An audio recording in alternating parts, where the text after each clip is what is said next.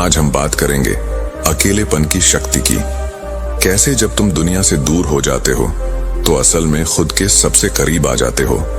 कैसे जब तुम अकेले रहना सीख लेते हो तो अपने सबसे बड़े डर को हराने लगते हो।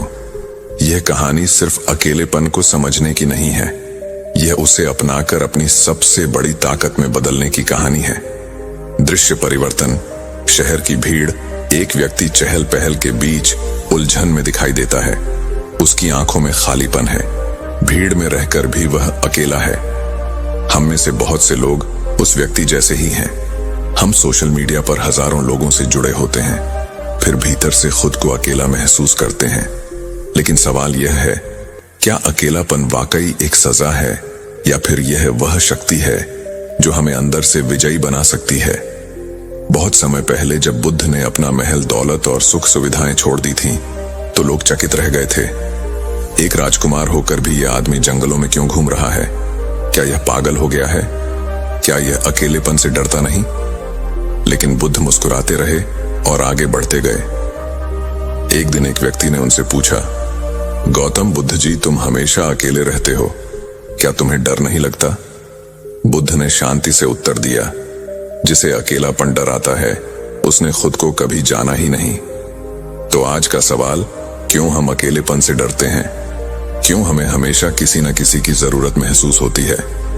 क्यों हम दूसरों की राय, सोशल मीडिया के लाइक्स और बाहरी मान्यता के बिना खुद को अधूरा महसूस करते हैं? क्योंकि हमें कभी सिखाया ही नहीं गया कि अकेले रहना भी एक कला है। बचपन से हमें यही बताया गया कि लोग क्या कहेंगे, तुम अकेले क्यों बैठे हो, दोस्त नहीं है तुम्हारे। लेकिन सच यह है, जो व्यक्ति अकेले रहना सीख लेता है वह किसी भी परिस्थिति में खुद को खुश रख सकता है। अकेले रहने की 5 शक्तियां जो आपकी जिंदगी बदल देंगी। आत्मज्ञान, सेल्फ अवेयरनेस। जब तुम अकेले होते हो तो तुम्हारे पास खुद को समझने का समय होता है। तुम अपनी भावनाओं को पहचान पाते हो, अपने डर, सपनों और इच्छाओं को गहराई से समझ पाते हो। बुद्ध ने कहा था, अपने मन को शांत करो और तुम अपनी आत्मा की आवाज सुन पाओगे। मानसिक शांति, इनर पीस। जब तुम दुनिया की राय से दूर हो जाते हो तब तुम सच्चे अर्थों में शांत होते हो। कोई तुम्हें जज नहीं करता, कोई तुम्हें बदलने की कोशिश नहीं करता। तुम जैसे हो वैसे ही खुद को स्वीकार करने लगते हो। आत्मनिर्भरता। जो अकेले रह सकता है उसे किसी सहारे की जरूरत नहीं होती। वह खुद के साथ खुश रहना जानता है। यही आत्मनिर्भरता उसे हर मुश्किल में अडिग रखती है। गहरी सोचने की शक्ति, डीप थिंकिंग। बुद्ध कहते हैं, जब तुम अकेले होते हो तब तुम्हारे विचार सबसे गहरे होते हैं। यही वह समय होता है जब तुम जिंदगी के सबसे बड़े सवालों के जवाब खोज सकते हो। आत्मसम्मान और शक्ति, पावर और सेल्फ रिस्पेक्ट। अकेला व्यक्ति अपने फैसले खुद लेता है, अपनी गलतियों से सीखता है और अपनी ताकत पहचानता है। यही आत्मसम्मान उसे दुनिया के किसी भी दबाव से ऊपर उठा देता है। कैसे बनाएं अकेलेपन को अपनी सबसे बड़ी ताकत? खुद से दोस्ती करो। जब तुम खुद के सबसे अच्छे दोस्त बन जाओगे तो तुम्हें कभी अकेलापन नहीं सताएगा। ध्यान और आत्मचिंतन को अपनाओ। ध्यान सिर्फ एक अभ्यास नहीं, यह तुम्हारे मन को नियंत्रित करने का तरीका है। अपनी खुद की दुनिया बनाओ। किताबें पढ़ो, स्किल सीखो और खुद के साथ क्वालिटी टाइम बिताओ। लोगों की सोच से ऊपर उठो। जो लोग तुम्हें पागल, सन्यासी या अजीब कहते हैं, वे खुद अपनी भीड़ से कभी बाहर नहीं निकल सकते। अकेले रहकर खुद को मजबूत बनाओ। जितने भी महान लोग हुए हैं, उन्होंने अकेले रहकर ही अपनी शक्ति को पहचाना। तो दोस्तों, वीडियो को लाइक करें और अपनी राय कमेंट में जरूर बताएं। दोस्तों, खुद को बदलने का सबसे सरल तरीका है उन जगहों पर चुप रहना जहां शब्दों से ज्यादा मौन की जरूरत होती है। मौन ही वह कुंजी है जो आत्म अधिकार और शांति का मार्ग खोलती है। नमस्कार दोस्तों, स्वागत है आप सभी का आपके अपने चैनल ट्रू लाइन पर। आइए कहानी शुरू करते हैं।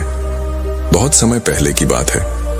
मगध राज्य के छोटे से गांव में एक युवक रहता था जिसका नाम सबल था। वह बहुत ही अधीर और गुस्सैल स्वभाव का था। छोटी छोटी बातों पर बहस करना और हर बात का उत्तर तुरंत देना उसकी आदत बन चुकी थी। धीरे धीरे सबल के इस स्वभाव के कारण लोग उसे कतराने लगे। सबल खुद भी इस बात को महसूस करता था कि उसका स्वभाव उसके जीवन में शांति और खुशियां लाने के बजाय तनाव और अकेलापन बढ़ा रहा है, लेकिन वह समझ नहीं पा रहा था कि उस स्थिति से कैसे बाहर निकलना चाहिए। एक दिन सबल ने सुना कि पास के जंगल में गौतम बुद्ध का प्रवचन हो रहा है। बुद्ध के बारे में उसने बहुत कुछ सुन रखा था, उनकी करुणा, उनका ज्ञान और उनके द्वारा दी गई जीवन की शिक्षाएं। ये सुनकर सबल ने सोचा, शायद मुझे मेरे सवालों के जवाब वहां मिल जाएं। वह जल्दी ही प्रवचन स्थल पर पहुंचा। वहां बड़ी भीड़ जमा थी। गौतम बुद्ध अपने सरल और स्पष्ट शब्दों में जीवन की गहराइयों को समझा रहे थे। उसी समय बुद्ध ने सभा को संबोधित करते हुए कहा, यदि तुम अपने जीवन में सच्चा बदलाव लाना चाहते हो तो 10 जगहों पर चुप रहना सीखो। ये सुनकर सबल को कुछ आशा की किरण दिखी।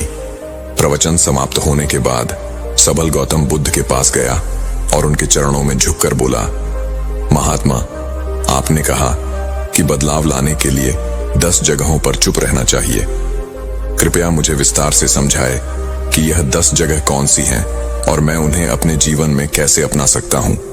बुद्ध मुस्कुराए और बोले, यह जानने के लिए तुम्हें धैर्य, अनुशासन और आत्मनिरीक्षण की आवश्यकता होगी। अगर तुम इन शिक्षाओं को अपनाने के लिए तैयार हो तो मेरे साथ चलो। सबल ने सहमति जताई और इस तरह उसकी यात्रा शुरू हुई। पहला स्थान, जब कोई तुम्हारी आलोचना करे। गौतम बुद्ध ने सबल को पहले स्थान की शिक्षा दी। सबल, जब कोई तुम्हारी आलोचना करे तो चुप रहो।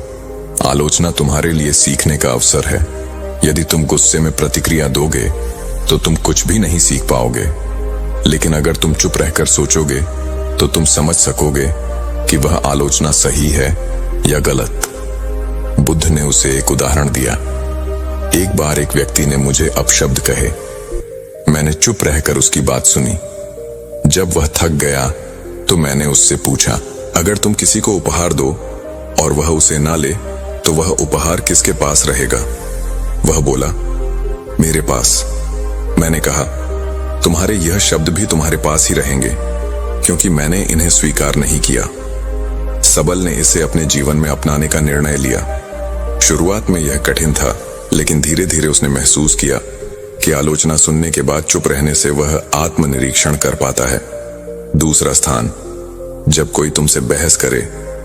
कुछ दिन बाद बुद्ध ने सबल को दूसरे स्थान पर चुप रहने का महत्व समझाया। जब कोई तुमसे बहस करे तो चुप रहो। बहस में सच नहीं बल्कि अहंकार की जीत होती है। यदि तुम चुप रहोगे तो तुम स्थिति को बेहतर समझ सकोगे और सही निर्णय ले सकोगे। गौतम बुद्ध ने एक किसान की कहानी सुनाई। 2 किसान अपनी जमीन के छोटे से टुकड़े को लेकर झगड़ रहे थे। दोनों का मानना था कि वह जमीन उनकी है। जब मैंने उनसे पूछा कि क्या उन्होंने जमीन अपने साथ लाई थी जब वे जन्मे थे, या क्या वे इसे अपने साथ ले जाएंगे जब वे मरेंगे, तो वे चुप हो गए। इस शिक्षा ने सबल को सिखाया कि बहस में पड़ने से बेहतर है चुप रहकर समाधान की ओर बढ़ा जाए। तीसरा स्थान, जब कोई गुस्से में हो। गौतम बुद्ध ने सबल से कहा, गुस्सा आग की तरह है।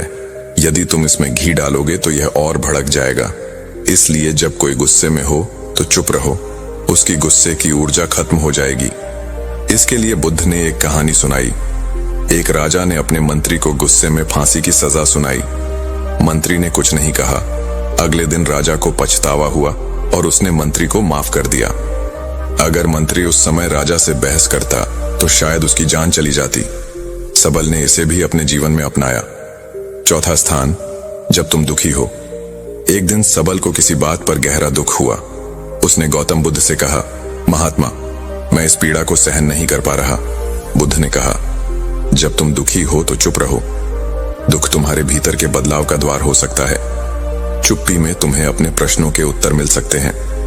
बुद्ध ने उसे यह भी बताया कि दुख तुम्हें मजबूत बनाता है, बशर्ते तुम उसे समझने की कोशिश करो। पांचवा स्थान, जब कोई तुम्हें जानबूझकर उकसाए। गौतम बुद्ध ने सबल से कहा, जब कोई तुम्हें जानबूझकर उकसाए तो चुप रहना ही सबसे बड़ा उत्तर है। यह तुम्हारी शक्ति और धैर्य को दर्शाता है। बुद्ध एक साधु की कहानी सुनाई। एक बार एक साधु को गांव के लोग परेशान करते थे, लेकिन वह साधु हमेशा शांत रहता था, धीरे धीरे गांव वालों ने उसे तंग करना छोड़ दिया। उनकी चुप्पी ने उन्हें बदल दिया।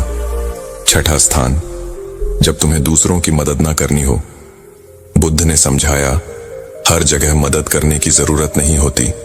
जब कोई तुम्हारी राय ना मांगे तो चुप रहना बेहतर है।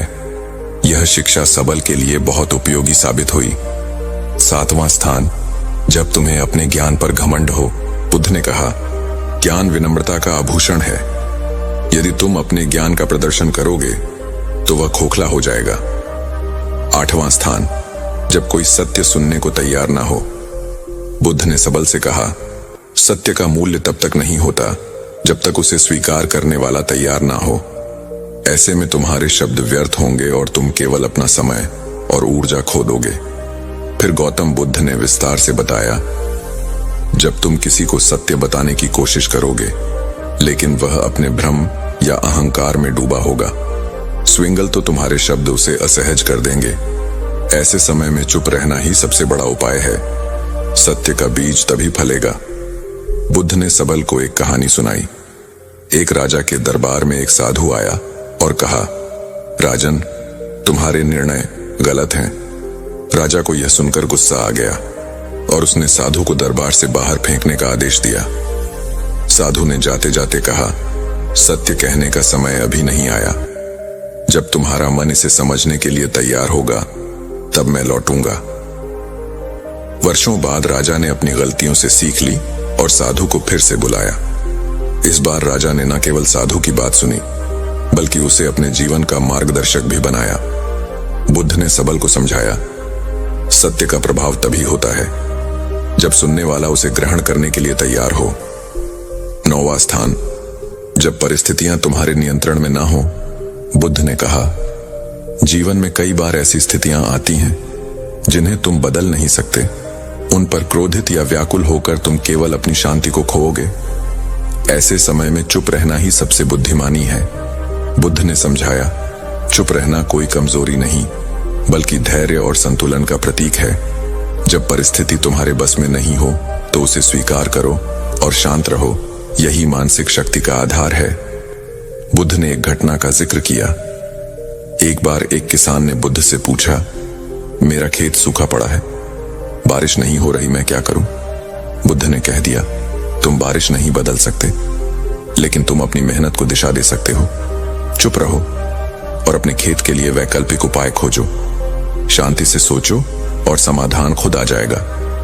किसान ने यही किया और जल्द ही उसकी समस्या हल हो गई। बुद्ध ने कहा, जब परिस्थितियां तुम्हारे नियंत्रण में ना हो तो चुप रहकर धैर्य और समाधान की दिशा में काम करना ही तुम्हारी सबसे बड़ी ताकत है। 10वां स्थान, जब तुम्हारा दिल भर जाए। बुद्ध ने सबल से कहा, जब तुम्हारा हृदय कृतज्ञता, प्रेम और शांति से भर जाए तो इसे शब्दों की आवश्यकता नहीं होती। ऐसी स्थिति में चुप्पी स्वयं एक भाषा बन जाती है। यह तुम्हारे भीतर की सबसे बड़ी खुशी है। गौतम बुद्ध ने इसे और स्पष्ट करते हुए कहा, कृतज्ञता का सबसे शुद्ध रूप मौन में प्रकट होता है। जब तुम अपने जीवन में आनंदित महसूस करो तो इसे बाहरी अभिव्यक्ति की आवश्यकता नहीं होती। ये चुप्पी तुम्हारी आत्मा की खुशी का प्रतीक होती है।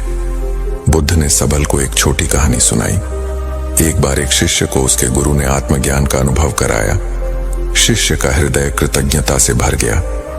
उसने गुरु से कहा, मैं आपको धन्यवाद देना चाहता हूं लेकिन शब्द पर्याप्त नहीं लगते। गुरु मुस्कुराए और बोले, तुम्हारी चुप्पी ही मेरे लिए सबसे बड़ा धन्यवाद है, इसे बनाए रखिए। बुद्ध ने समझाया, जब दिल भर जाए तो शब्दों की आवश्यकता नहीं होती।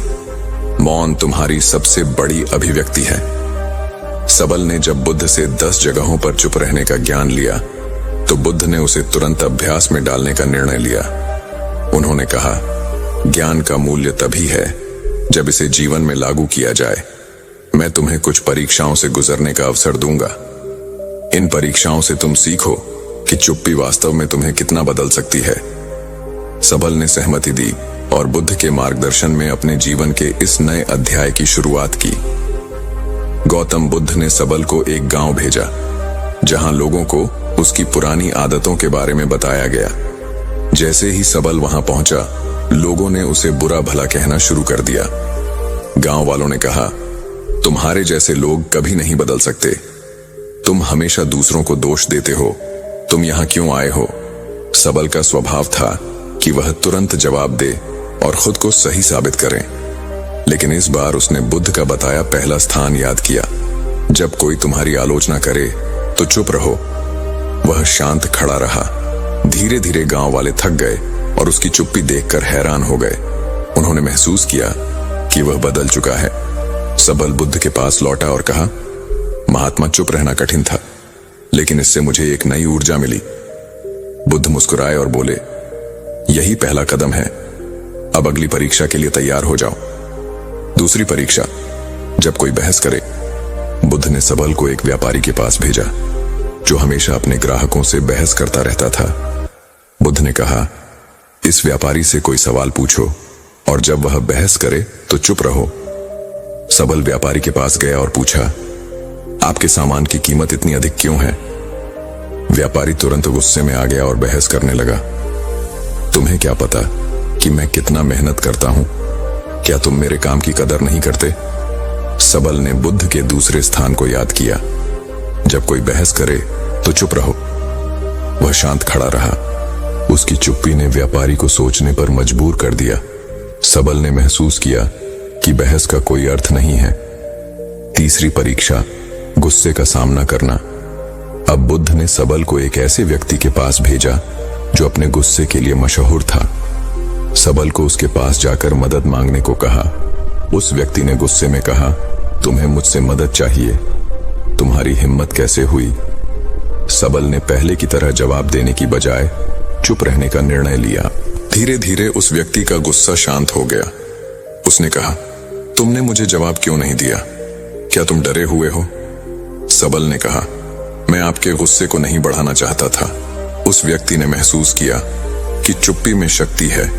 चौथी परीक्षा, दुख का सामना करना। अगली परीक्षा में बुद्ध ने सबल को एक विधवा स्त्री के पास भेजा जिसका इकलौता बेटा हाल ही में मृत्यु को प्राप्त हुआ था। वह स्त्री अपनी पीढ़ी में किसी से बात नहीं करती थी। बुद्ध ने कहा, उसके पास जाओ और बिना कुछ कहे उसकी मदद करो। सबल उसके पास गया और बस उसके पास बैठा रहा। उसने कुछ नहीं कहा, लेकिन उसकी मौन उपस्थिति ने स्त्री को सांत्वना दी।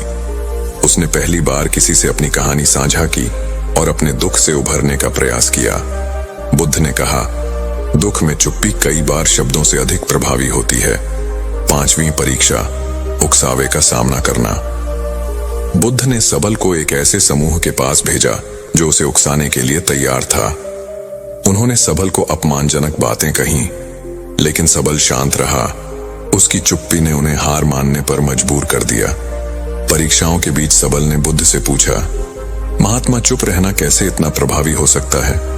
बुद्ध ने कहा, एक बार एक राजा ने एक साधु से पूछा, जीवन में सबसे बड़ी ताकत क्या है? साधु ने राजा को एक कटोरा पानी और तेल दिया। उसने कहा, पानी और तेल को मिलाने कोशिश करो, लेकिन तेल पानी में घुल नहीं पाया।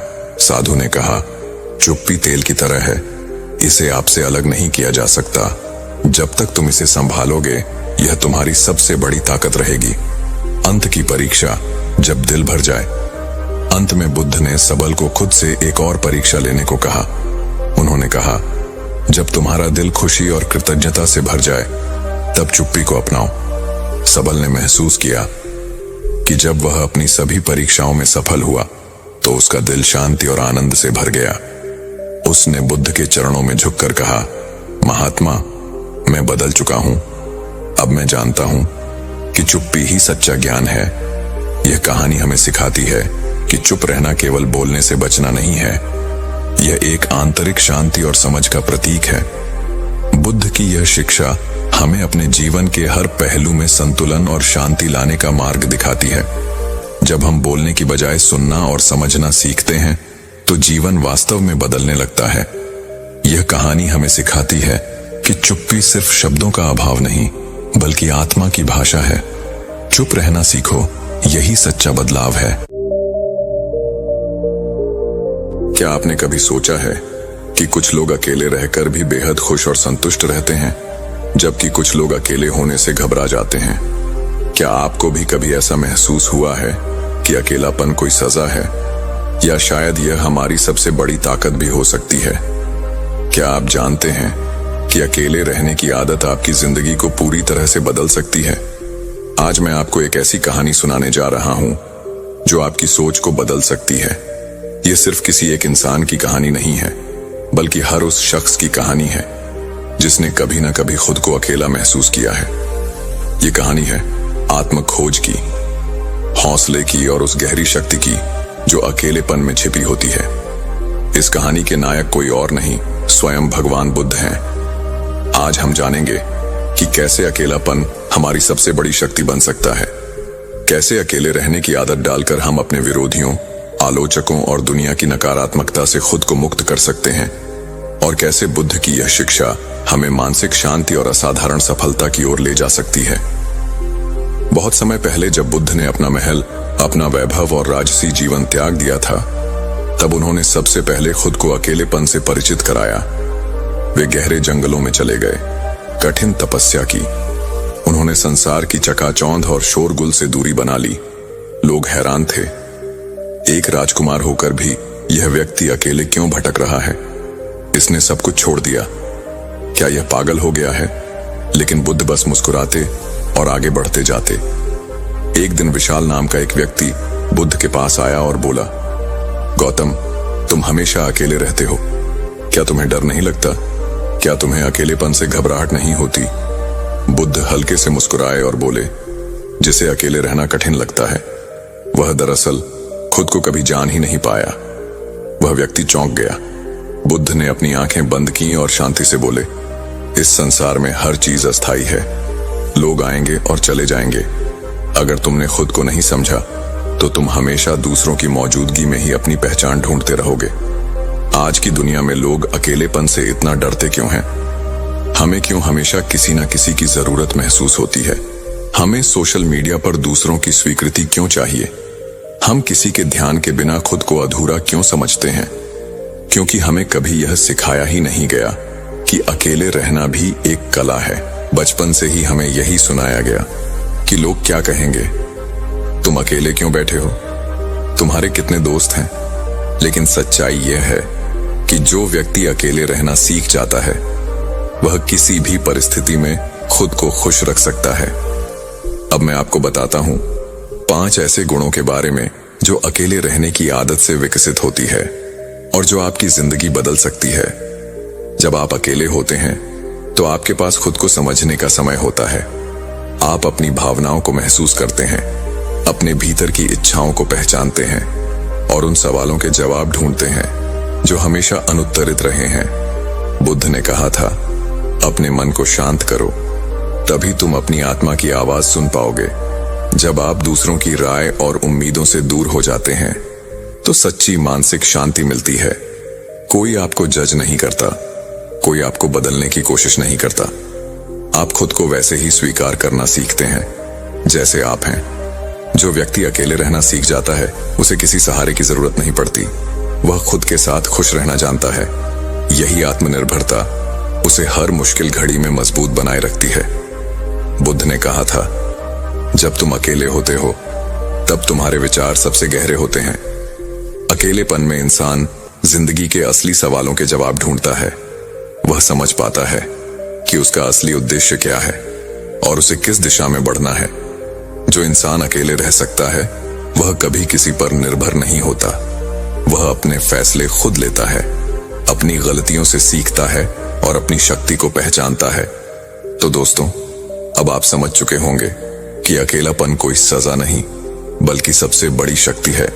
अगर आपको अकेलेपन से डर लगता है, तो इसका मतलब है आप अभी तक खुद को पूरी तरह जान नहीं पाए हैं। इसलिए आज से ही दूसरों की मान्यता के पीछे भागना छोड़ दीजिए। अपने अकेलेपन को अपनाइए। सबसे पहले अपनी सांस लें और सोचें कि क्या आप अपनी सांस लेने के बाद भी सोचते हैं कि क्या हो रहा है। अब सवाल उठता है, क्या अकेले रहना बस एक आदत है या यह एक कला है? अगर हम बुद्ध की शिक्षाओं को ध्यान से समझें तो पता चलेगा कि अकेलापन एक शक्ति है, लेकिन इसे अपनाने का तरीका सही होना चाहिए। अगर आप इसे गलत तरीके से अपनाते हैं तो यह आपको तोड़ सकता है। लेकिन अगर आप इसे सही दृष्टिकोण से अपनाते हैं तो यह आपको विजयी बना सकता है। आज के समय में अधिकतर लोग अकेले रहने से इसलिए डरते हैं क्योंकि वे खुद के साथ सहज नहीं होते। जब वे अकेले होते हैं तो उन्हें बोरियत घेर लेती है और फिर वे इस खालीपन को भरने के लिए मोबाइल, टीवी या सोशल मीडिया का सहारा लेने लगते हैं। लेकिन बुद्ध हमें सिखाते हैं, अगर हम खुद के सबसे अच्छे दोस्त बन जाएं, तो अकेलापन कभी हमें तकलीफ नहीं देगा। खुद से बातें कीजिए, अपने विचारों को जानिए, अपने डर, इच्छाओं और सपनों को गहराई से समझिए। बुद्ध ने कहा था, जो व्यक्ति खुद को जान लेता है उसे दूसरों से समझे जाने की जरूरत नहीं रहती। ध्यान और आत्मचिंतन करें। बुद्ध अपने शिष्यों को हमेशा ध्यान, मेडिटेशन और आत्मचिंतन, सेल्फ रिफ्लेक्शन की शिक्षा देते थे। ध्यान सिर्फ कोई आध्यात्मिक क्रिया नहीं है, यह एक मानसिक शक्ति है। जब आप ध्यान करते हैं तो आप अपनी भावनाओं पर नियंत्रण पाते हैं। आपके भीतर एक गहरी शांति जन्म लेती है। फिर आपको दूसरों की मान्यता या ध्यान की जरूरत नहीं रहती। कौन आपको पसंद करता है या नहीं, यह मायने नहीं रखता। जो अपने मन को नियंत्रित कर सकता है वही असली योद्धा है। अपनी खुद की दुनिया बनाई। अगर आप अकेले रहना सीखना चाहते हैं तो अपने भीतर एक ऐसी दुनिया रचिए जो दूसरों की राय से प्रभावित ना हो। कुछ नया सीखिए, कोई नई कला या हुनर अपनाइए, किताबें पढ़िए, अपने साथ क्वालिटी समय बिताइए। जब आप अपने आत्म विकास पर ध्यान देते हैं तो अकेलापन एक वरदान बन जाता है। बुद्ध ने भी यही किया था। उन्होंने दुनिया की भीड़ से हटकर खुद को खोजा। ध्यान, आत्मचिंतन और अध्ययन के जरिए उन्होंने अपनी ही दुनिया बनाई। दूसरों की सोच से ऊपर उठे। तुम अकेले क्यों हो? तुम्हारे दोस्त कहाँ हैं? तुम क्या कर रहे हो?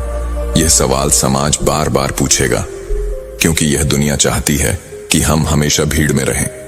हम दूसरों की स्वीकृति के लिए तरसते रहें। लेकिन बुद्ध कहते हैं, दुनिया तुम्हें कई नामों से पुकारेगी, पागल, सन्यासी, अजीब, असामाजिक। लेकिन अगर तुम्हें अपने भीतर शांति मिल गई है तो यही तुम्हारी असली जीत है। अकेले रहकर खुद को मजबूत बनाए।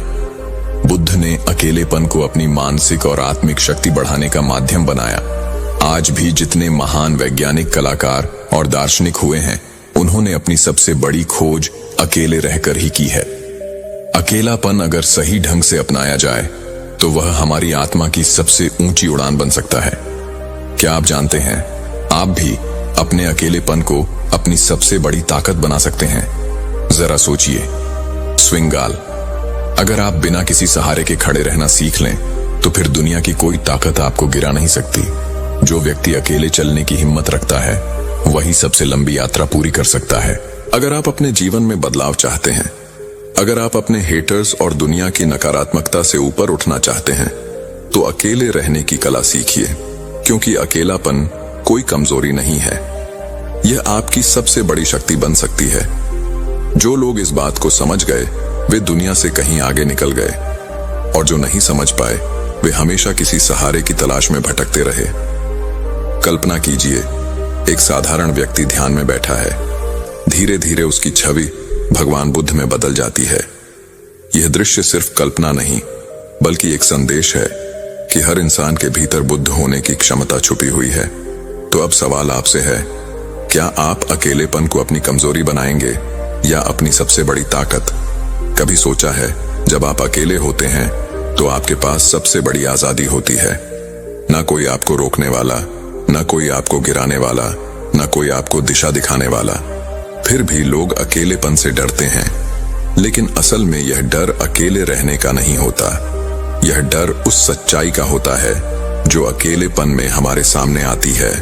जब हम भीड़ से अलग होते हैं तो हम खुद से मिलते हैं, अपनी असल पहचान से, अपनी कमजोरियों से और साथ ही अपनी सबसे गहरी ताकत ले। अकेलापन हमें आजाद करता है, क्योंकि जब कोई आस पास नहीं होता तो हम पर किसी की सोच, उम्मीदें या इच्छाओं का बोझ नहीं होता। हमें किसी की मंजूरी की जरूरत नहीं रहती। बुद्ध ने भी यही किया था। उन्होंने राजमहल छोड़ा, परिवार छोड़ा, हर वह चीज छोड़ दी जो उन्हें दुनिया से बांधती थी। क्यों? क्योंकि सच्ची आजादी अकेलेपन में ही मिलती है। बुद्ध कहते हैं, जिसने अपने मन को जीत लिया उसने पूरे संसार को जीत लिया। जब आप अकेले होते हैं तो आप अपने सबसे बड़े दुश्मन और सबसे अच्छे मित्र अपने मन से मिलते हैं। यह वही मन है जो आपको गिरा भी सकता है और आपको ऊंचाइयों तक पहुंचा भी सकता है। अकेलापन वह दर्पण है जिसमें आप खुद को साफ साफ देख पाते हैं। यह आपको सच्चे रिश्तों की पहचान कराता है कि कौन आपका है और कौन सिर्फ आपके साथ है। तो दोस्तों, अब वक्त है खुद से यह सवाल पूछने का, क्या आप अकेलेपन से डरेंगे या उसे अपनी सबसे गहरी शक्ति बना लेंगे? बुद्ध की तरह क्या आप भी खुद को पाने के लिए दुनिया से थोड़ी दूरी बनाएंगे? याद रखिए, जो खुद को जीत लेता है वह सारा संसार जीत लेता है। क्या तुमने कभी सोचा है दुनिया के सबसे महान लोग अकेले रहना क्यों पसंद करते हैं? क्यों बुद्ध ने अपना समृद्ध राज्य, अपना परिवार सब